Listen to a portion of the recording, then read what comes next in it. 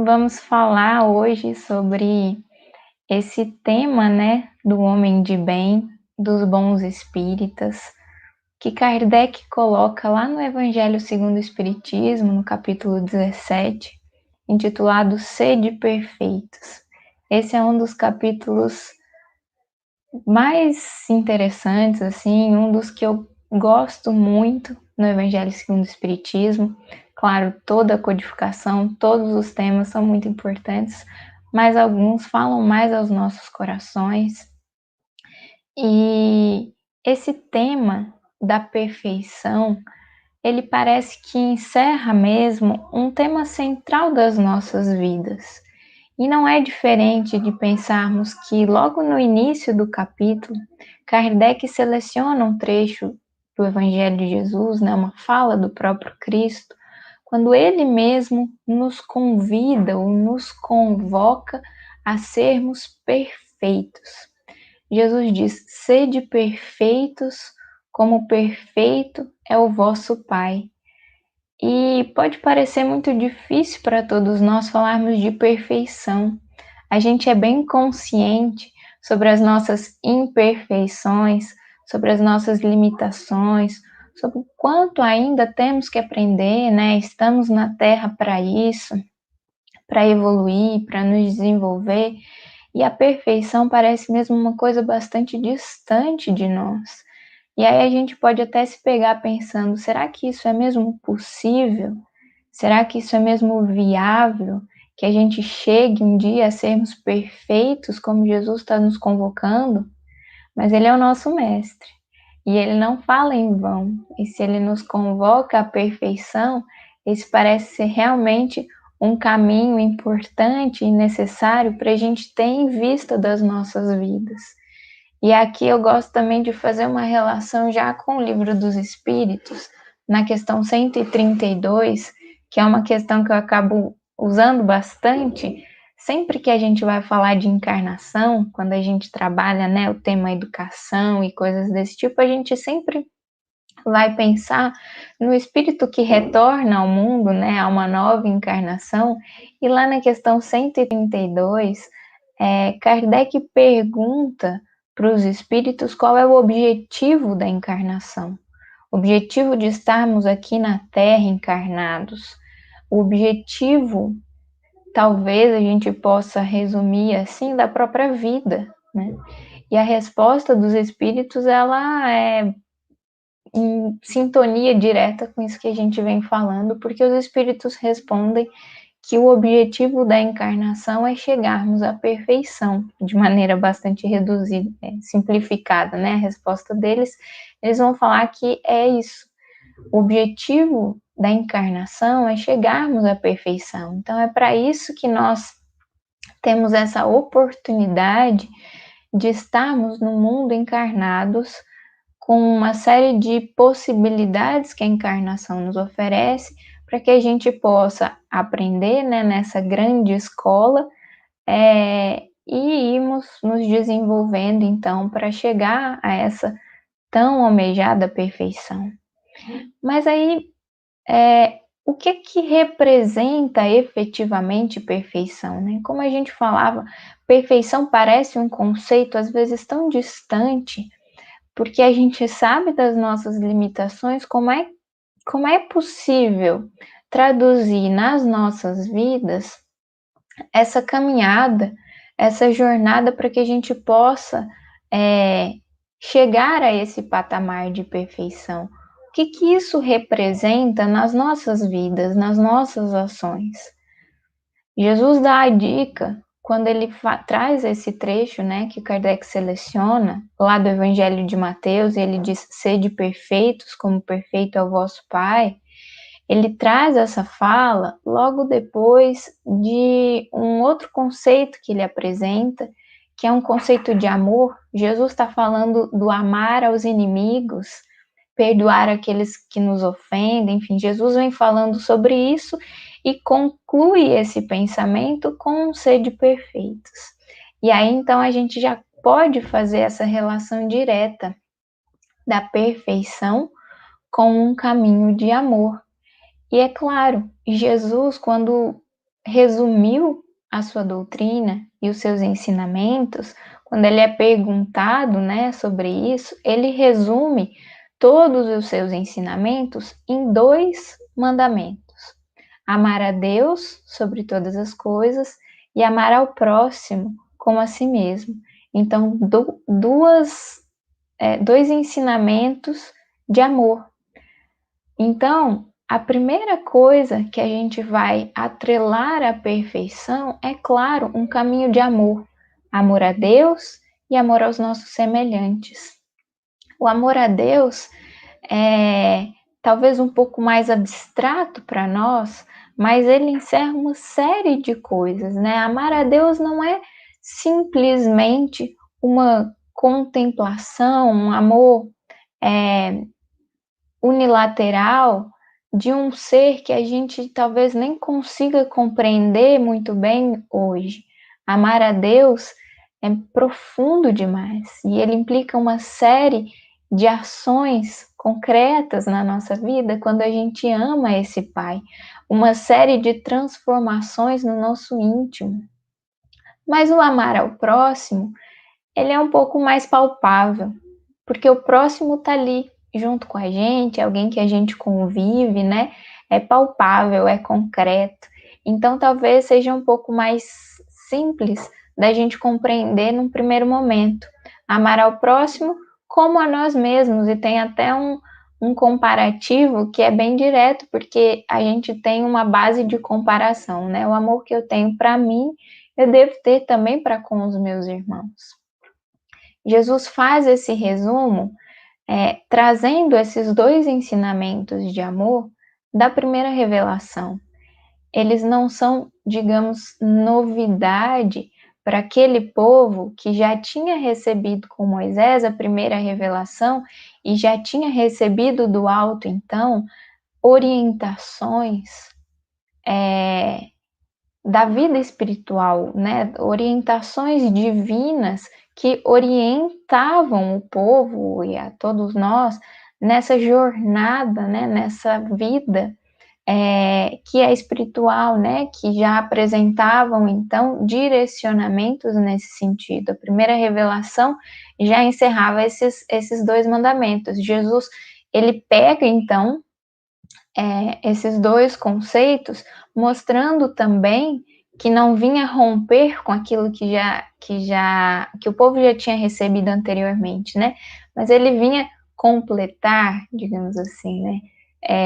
Dar continuidade ou aprofundar os ensinamentos para que as coisas pudessem ficar mais claras, para que a gente entendesse um pouco melhor quem realmente é Deus, esse Pai amoroso, e esses ensinamentos que nos orientam na jornada da vida para que a gente possa realmente se desenvolver e sermos herdeiros desse reino de Deus, a qual Jesus vem nos apresentar.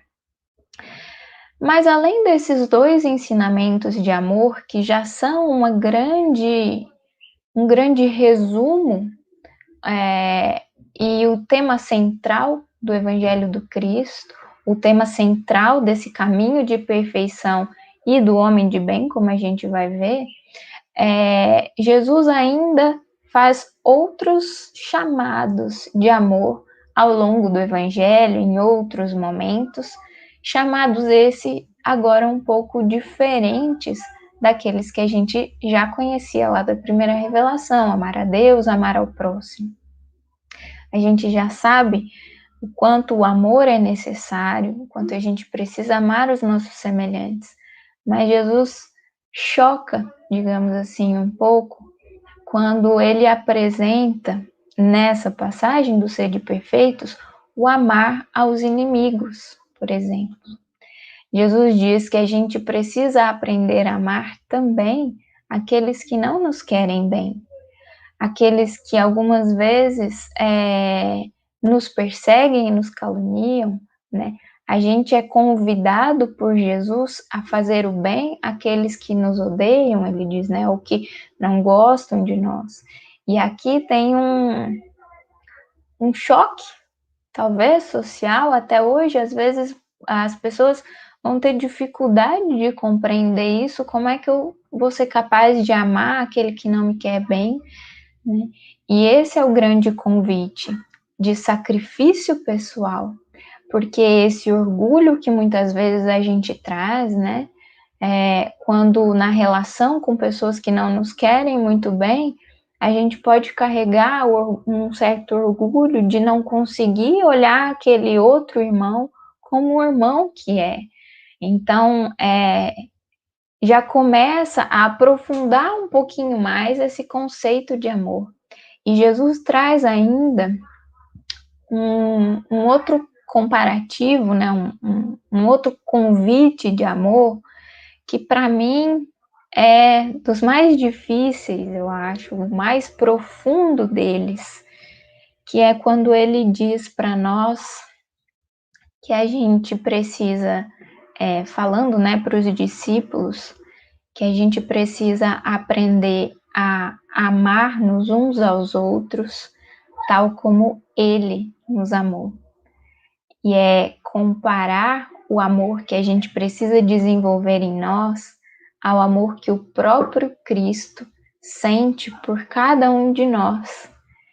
Será que a gente consegue mensurar? Será que a gente consegue compreender qual é o tamanho desse amor?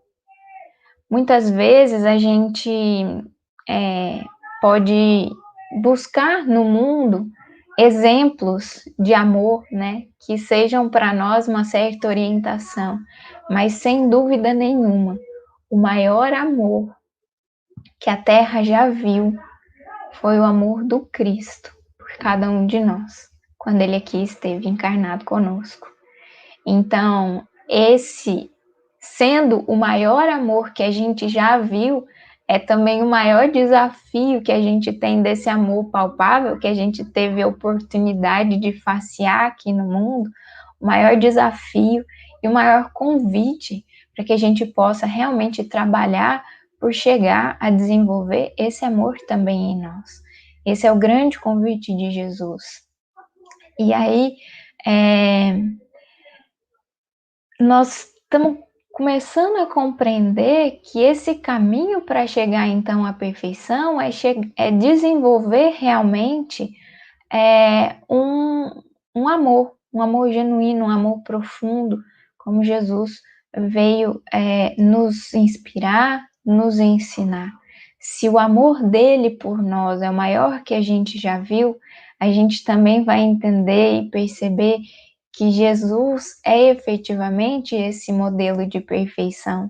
Lembrando também a questão 625 do Livro dos Espíritos, quando Kardec pergunta sobre efetivamente, né, quem seria esse modelo e guia que Deus nos oferece de perfeição, e os Espíritos respondem Jesus. Então, Jesus é para nós esse modelo de perfeição. E Jesus veio à Terra para ser para cada um de nós esse espelho. Se Ele está nos convocando a essa jornada, porque a jornada espiritual, a caminhada evolutiva, ela é sim uma caminhada rumo à perfeição, como a gente viu aqui, o objetivo, né, da encarnação, o objetivo da vida é chegarmos a esse momento, né, esse lugar de perfeição.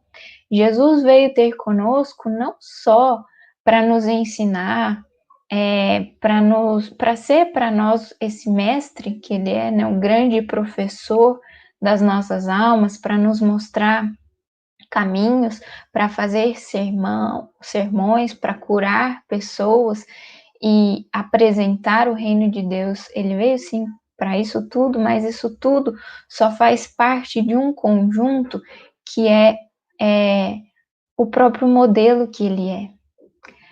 Se a gente precisa de um referencial para entendermos perfeição, a gente tem a Jesus para olhar.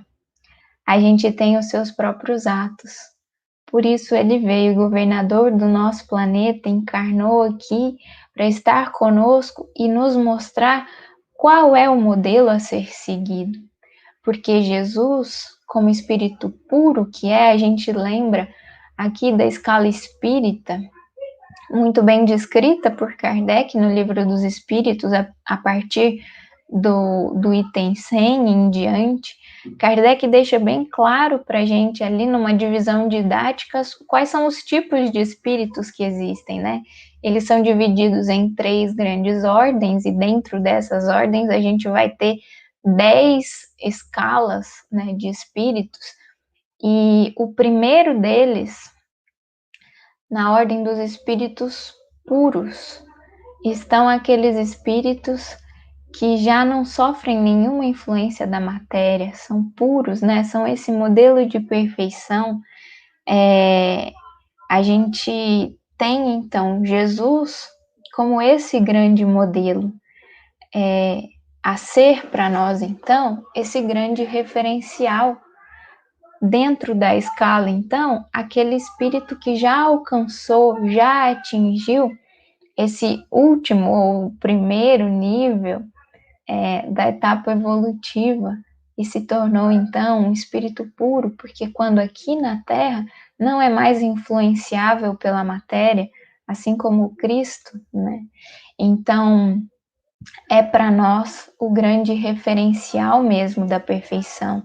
E essa é a misericórdia divina que nos apresenta, né, nos ofereceu Jesus para que a gente pudesse ter esse referencial bastante claro sobre como proceder, sobre o que fazer nas nossas vidas, né? Lá dos espíritos puros também, Kardec descreve como a superioridade intelectual e moral absolutas. É o espírito que, tendo alcançado a soma de perfeição de que é suscetível a criatura, não tem mais que sofrer provas nem expiações, enfim, são esses espíritos que estão no último grau da escala evolutiva. E isso é muito interessante perceber o quanto a doutrina espírita é muito clara para nós em mostrando essa escala. Porque talvez, como a gente falava no início, a perfeição possa parecer uma coisa bastante distante e até inatingível. Mas a doutrina espírita deixa claro para a gente o quanto todos nós somos perfectíveis. Não somos ainda perfeitos, mas chegaremos a esse estado da perfeição porque somos criaturas, né, criados simples e ignorantes, e vamos nos desenvolvendo aos poucos, caminhando nesses degraus evolutivos, e aí dentro dessas escalas, mais uma vez, Kardec divide didaticamente em 10 escalas, né, 10 tipos diferentes aí de espíritos, partindo lá dos espíritos imperfeitos, né, impuros, os primeiros, até desenvolvermos-nos para chegar aos espíritos puros. Nessa caminhada, a gente percebe que não existem saltos. Não é nessa encarnação que a gente vai se tornar perfeito. Não é amanhã, dormindo agora e fazendo os nossos esforços, que amanhã a gente se torna perfeitos.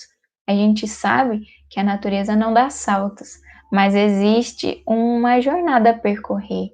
E aí a escala espírita, ela ajuda a gente a perceber o quanto a gente pode e deve, né, e vai degrau a degrau se desenvolvendo paulatinamente, né, gradativamente, até um dia chegarmos realmente a esse estado da perfeição.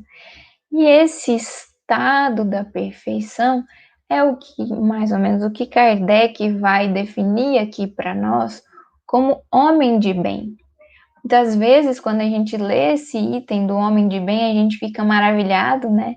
Porque Kardec é extremamente didático e descreve ponto a ponto uma série de características que o homem de bem deve ter. A gente acha lindo, às vezes a gente até comenta, é só isso. Como é dizer o quanto é difícil, né? O quanto a gente já consegue ter consciência de que essa é uma jornada que a gente ainda está se esforçando para conseguir, né? Características que a gente já sabe que não tem ainda, e que vai demandar de nós esforço e dedicação.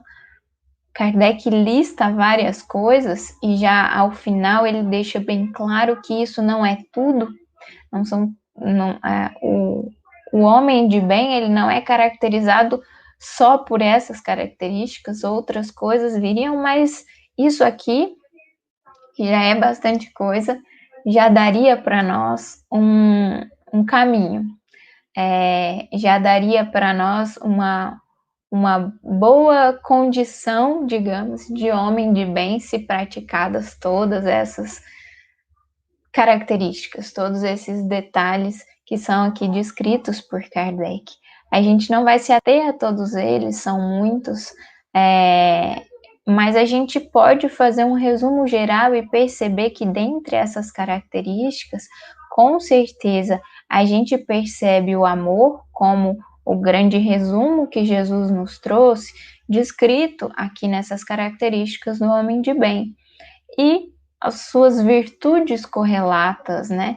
O amor, a caridade, a humildade, a fé, são extremamente presentes nessas características que o homem de bem tem ou precisa desenvolver para ser, né, chamado homem de bem.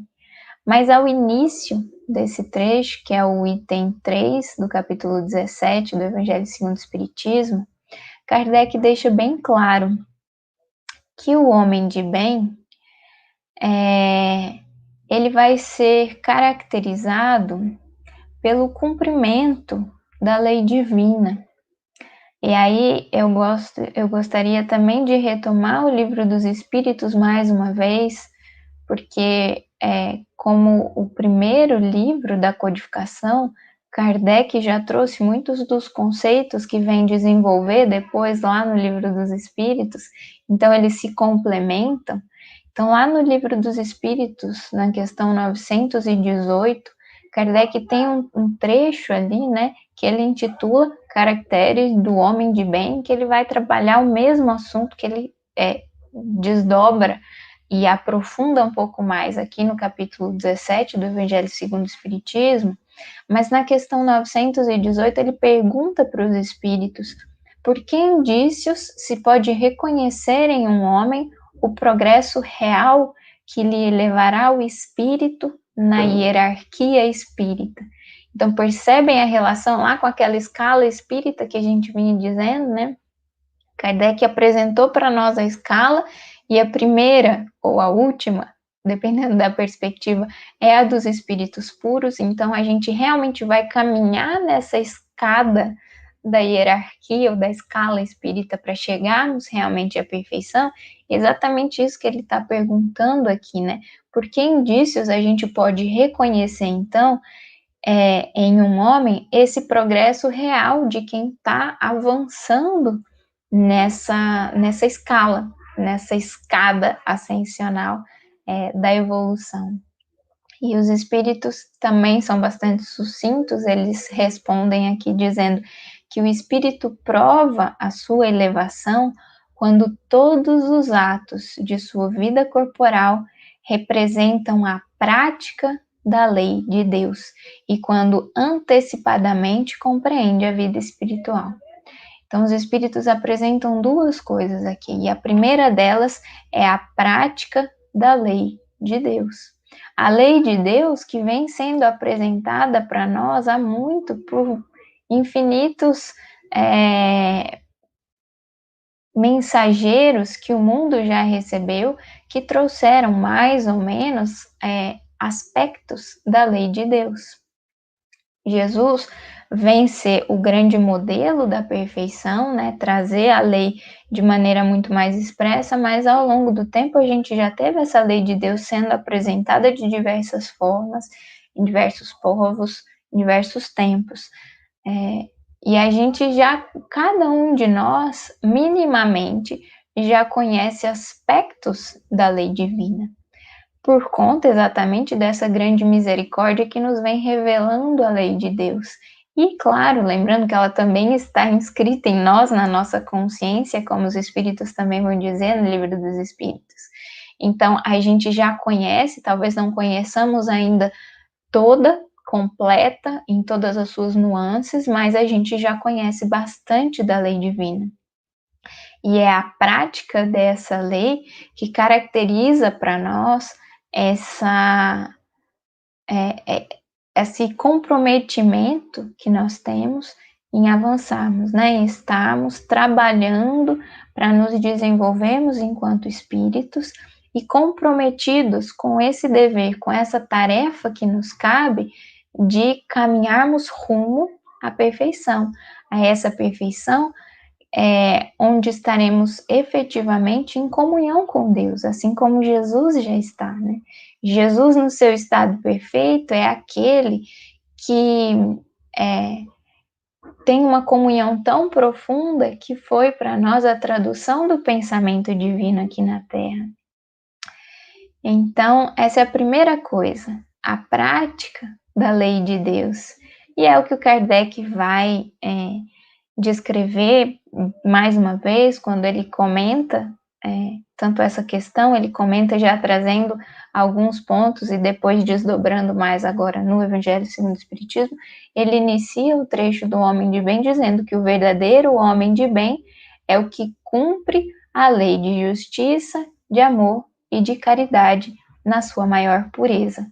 E a gente estava falando de lei de Deus, né, lei divina, e aqui Kardec apresenta como a lei de amor, justiça e caridade, mas a gente lembra que na divisão didática também, mais uma vez que Kardec faz sobre as leis divinas, e apresenta a última delas, né, a lei de justiça, de amor e de caridade, os próprios espíritos vão dizer para Kardec que ela é um certo resumo, né, essa última lei, que é a lei de amor, justiça e caridade, incluindo, juntando essas três coisas aí, ela é a mais importante por ser a que faculta ao homem a adiantar-se mais na vida espiritual, visto que resume todas as outras. Então, por isso que Kardec coloca, né, aqui essa lei, sendo esse grande resumo aqui de toda a lei divina, né? A gente pode entender assim.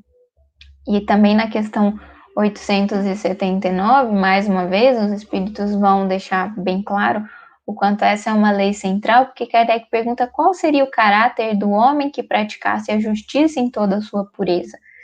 Essa questão está no item justamente, né, da lei de justiça, amor e caridade, e os espíritos vão dizer que o verdadeiro justo, a exemplo de Jesus, mais uma vez,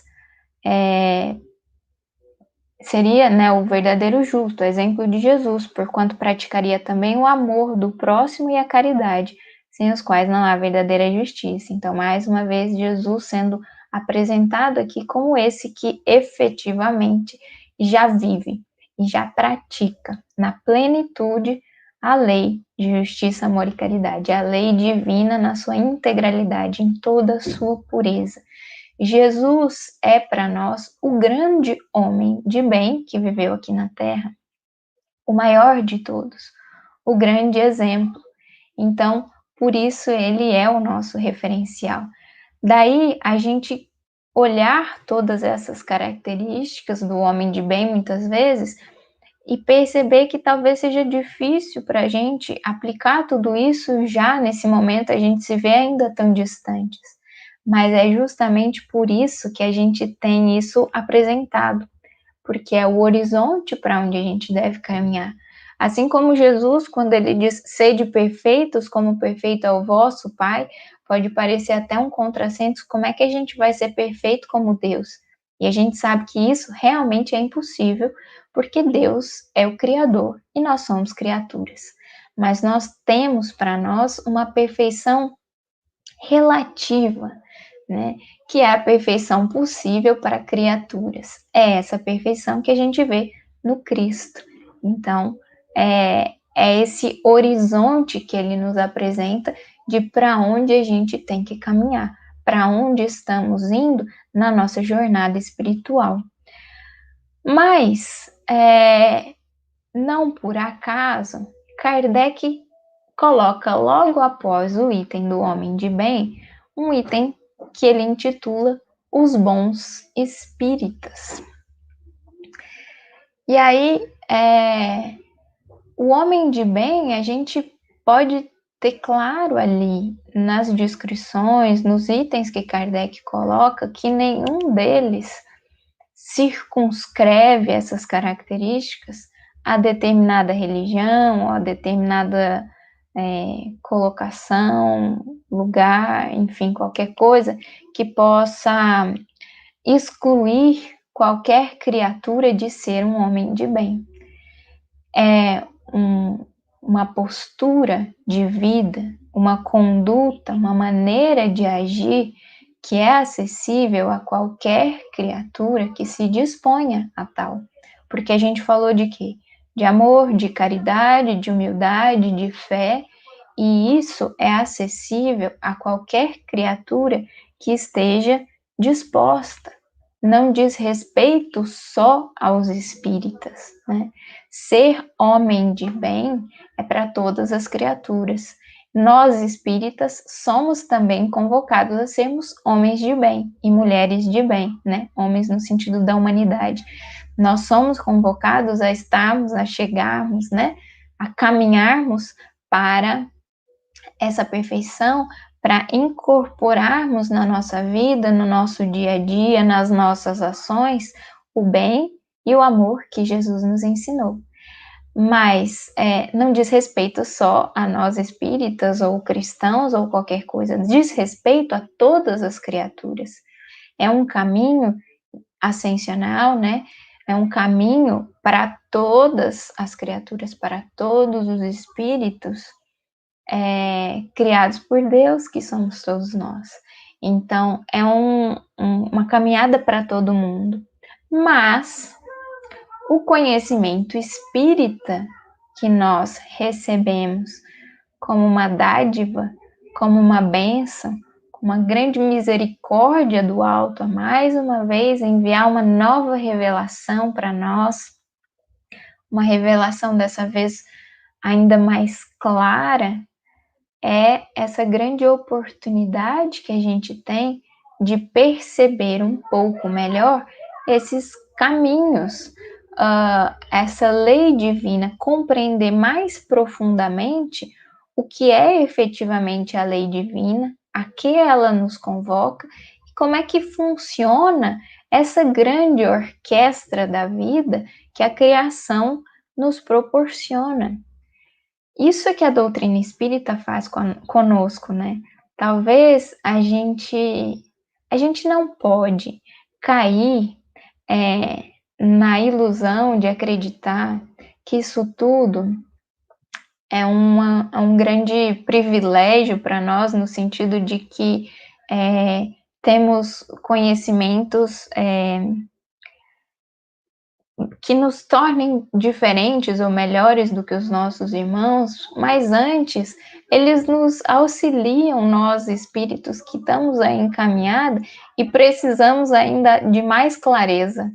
A doutrina espírita eu gosto de enxergar assim, nós, né, espíritas, talvez mais necessitados do que os nossos irmãos, precisamos aí de um conhecimento ainda mais claro, né, para Deus apresentar para a gente, falar, meu filho, tá aqui, tá, ó, mais claro que isso é impossível, então aproveitem a oportunidade, aproveitem o conhecimento, aproveitem tudo isso que está sendo depositado nas mãos de vocês para realmente fazer diferente, né?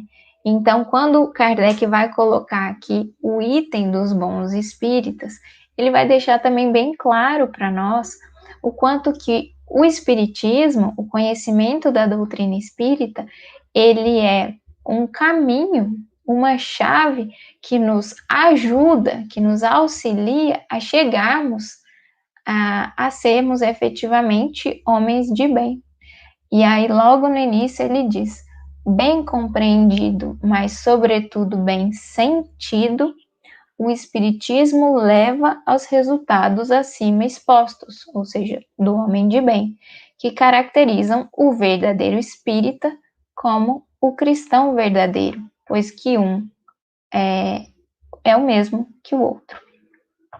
Então, se a gente retomar só mais um pouquinho, voltando aqui, a questão 918, lá do Livro dos Espíritos, que eu li anteriormente, por que indícios se pode reconhecer em um homem o progresso real que lhe levará o espírito na hierarquia espírita, a gente tinha destacado eram duas coisas, né?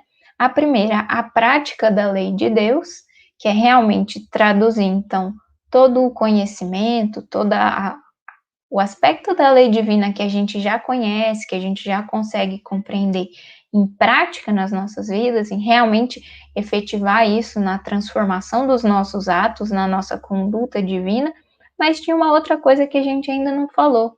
Ele diz, quando antecipadamente compreende a vida espiritual. Por que isso?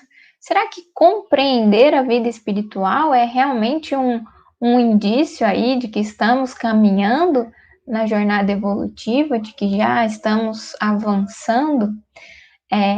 E aí, por quê, né? Porque a vida espiritual é a nossa verdadeira vida.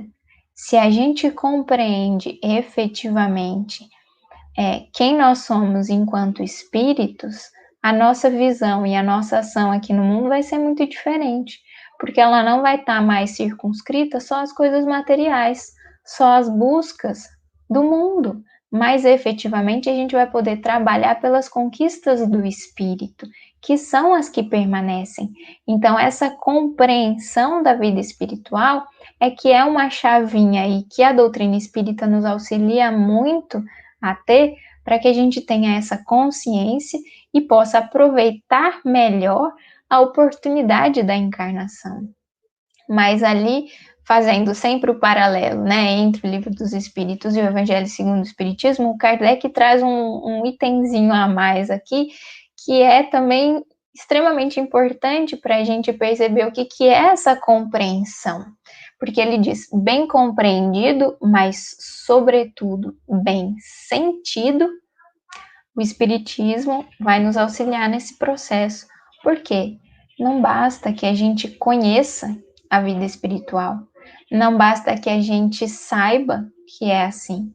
Se a gente efetivamente não sentir, se a gente efetivamente não tiver trazido esses ensinamentos para o nosso coração, a gente pouco faz com essas informações, porque a gente não vai ser impelido a essa transformação que o conhecimento da doutrina espírita nos apresenta, nos impulsiona, né? Compreender, conhecer é uma parte do processo, mas quando a gente traz para o sentimento, aí a gente ganha realmente forças, a gente passa a ter mais possibilidades de desenvolver realmente o amor, aquele amor que a gente tanto falava, que vai nos levar à perfeição. Então, são duas coisas que precisam caminhar juntas. E aí, Kardec também coloca uma coisa aqui que é extremamente importante a gente perceber, né? Que ser espírita e ser cristão é uma e a mesma coisa, porque a doutrina espírita está pautada, né, nos ensinamentos de Jesus.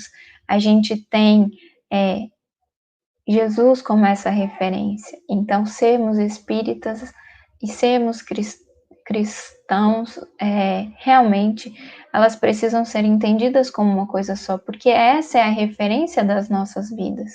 Se a doutrina espírita vem trazer para nós uma série de conhecimentos que nos auxiliam na caminhada, eles nada mais fazem do que ajudar a gente a compreender Jesus melhor, compreender melhor os seus ensinamentos, compreender melhor a lei divina que ele já apresentava para nós lá há 2000 anos. E falávamos então dessa compreensão que precisa estar aliada ao sentimento. E é o que Kardec também deixa bastante claro aqui, na sequência, logo no início do item 4, os bons espíritas, quando ele diz que o espiritismo não institui nenhuma nova moral. E aqui Kardec está explicando essa questão, né, de sermos espíritas e sermos cristãos. Porque o espiritismo, mais uma vez, está pautado sob a moral do Cristo, sobre os seus ensinamentos. Apenas facilita a doutrina espírita aos homens a inteligência e a prática da moral do Cristo, facultando fé inabalável e esclarecida aos que duvidam ou vacilam. Então, inteligência e prática, mais uma vez, a prática que era, né, uma das coisas ali que a gente precisa realmente traduzir todo o conhecimento, todos os ensinamentos em vivência prática nas nossas vidas do espiritismo, né? E quando Kardec diz que ele facilita a inteligência, ele está apresentando aqui para nós um dos aspectos centrais, que é esse da racionalidade, né? A fé raciocinada, sob a qual também nasce a doutrina espírita, né? Trazendo lógica, que é uma das características, um dos diferenciais, digamos, da doutrina espírita diante das religiões do mundo, né, das caminhadas filosóficas, enfim, que a gente teve ao longo da história. A doutrina espírita, ela consegue casar dentro aí do seu tríplice aspecto, né, ciência, filosofia e religião, porque traz à religião também esse aspecto da racionalidade, da razão que é capaz de facear aí todos os aspectos da moral e da religião e ter lógica. Kardec é extremamente claro nas coisas que ele nos apresenta. A ciência espírita pautada aí na observação, enfim, em todos os aspectos do fenômeno espírita que também nos apresentam, né, uma série de critérios, vai mostrar para a gente o quanto a inteligência nesse aspecto do intelectual também é importante e necessária na nossa jornada evolutiva e aliada à prática da moral do Cristo, que é ao lado do sentimento, né? Então a gente está vendo aqui bem presente e bem claro, trazido aqui por Kardec, essas duas asas da evolução, porque a gente só vai chegar à perfeição se a gente caminhar nesses dois aspectos. Eles caminham juntos, a gente precisa do desenvolvimento em ambos esses aspectos, na intelectualidade e na moralidade. Tanto é assim que quando a gente viu lá a primeira ordem dos espíritos puros, o Kardec resume dizendo que neles existe a superioridade intelectual e moral absoluta. Então, as duas coisas, intelecto e moralidade, elas precisam caminhar juntas, né? Então, isso é o que a doutrina espírita tem nos ensinado. Ela nos apresenta os seus ensinamentos, mais uma vez, com lógica, com critério, e nos dá oportunidade de estudarmos e de conhecermos a lei divina com o aspecto cognitivo, né, o intelectual, de uma maneira extremamente importante, que nos dá essa possibilidade de conhecermos, de avançarmos nesse aspecto que é o da intelectualidade. Mas, mais uma vez, reforça também a moral do Cristo, nos apresenta de uma maneira mais clara, mais didática, essa moral e auxilia-nos a desenvolvermos, então, o campo do sentimento, para que a gente possa efetivamente amar os nossos semelhantes, porque esse é o cerne daquela perfeição que a gente leu. Se a gente não desenvolver o sentimento, né, não desenvolver o amor, a caridade para com os nossos semelhantes, se a gente não conseguir perceber no outro o nosso irmão, se a gente não aprender a renunciar a nós mesmos, a sacrificar o nosso próprio interesse pessoal para servir aos nossos irmãos, a gente não vai estar avançando nessa caminhada. E é isso que a gente precisa ter consciência também para analisar. E aí, mais uma vez, se a gente retomar, né, no homem de bem, o Kardec também faz uma descrição interessante logo no início, que ele vai dizer que o homem de bem, ele se interroga, né, na consciência, ele pensa se ele fez bem, o que ele poderia ter feito melhor, se ele feriu alguém, se ele deixou de fazer o bem. Isso nos remete diretamente à questão 919, né, lá do Livro dos Espíritos, naquela explicação do Santo Agostinho sobre o autoconhecimento, quando ele mesmo diz: façam como eu fazia quando eu estava na Terra, né? Que todas as noites, quando eu ia deitar, ele pensava, refletia: será que eu fiz tudo que eu poderia? Será que eu feri alguém? Enfim, essa análise, essa autoanálise, ela está também muito relacionada aí com o homem de bem, porque se a gente não tiver essa consciência para autoconhecermos, né, para perceber e poder analisar as nossas atitudes, a gente não vai conseguir pesar se os nossos atos estão sendo realmente e se eles estão harmonizados com a lei divina que a gente vem estudando, aprendendo, conhecendo dia a dia. Então a gente precisa disso, desses dois aspectos, porque para cumprir a lei divina, eu preciso analisar como é que tem sido o meu dia, como é que tem sido as minhas ações, e aí eu vou poder pesar então, né, se essa lei realmente está sendo aplicada na minha vida. Então é nisso que a doutrina espírita vem nos auxiliar tanto. Ela é um caminho para mostrar para nós o quanto que isso pode ser feito. E é bonito porque quando a gente fala de um desenvolvimento intelectual, a gente está longe aqui de falar dos grandes gênios do mundo, porque Kardec é claro e ele fala para a gente que esse é um conceito, né, um conhecimento acessível, porque o espiritismo ele depende muito de uma maturidade do senso moral. Então, cada um de nós que esteja disposto, né, nesse ponto e invista nessa sensibilidade do coração, ele também vai ser capaz de compreender o Espiritismo, a doutrina espírita, nos seus aspectos mais profundos e aproveitar então de todos esses ensinamentos para aplicar então efetivamente na sua vida e passar a viver cada dia mais essa lei divina nas nossas vidas. Porque mais uma vez, como a gente falou lá na escala espírita, é um processo gradativo. A gente vai degrau a degrau aplicando algumas dessas características nas nossas vidas.